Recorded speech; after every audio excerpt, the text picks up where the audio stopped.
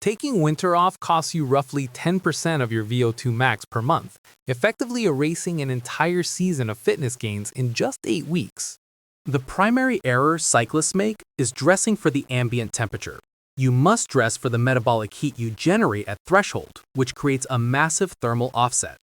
Overdressing is dangerous because sweat conducts heat away from the body 25 times faster than air. Once your base layer is wet, you freeze. In 2026, look for hydrophobic polypropylene blends, not just standard polyester. Your extremities require a different strategy due to vasoconstriction. Below 5 degrees Celsius, split-finger lobster gloves are thermodynamically superior to standard gloves because digits share radiant heat. For the bike, drop tire pressure by 10% to increase the contact patch on cold, low-friction tarmac, and fenders are mandatory. Road spray is 0 degrees C water directed straight at your spine.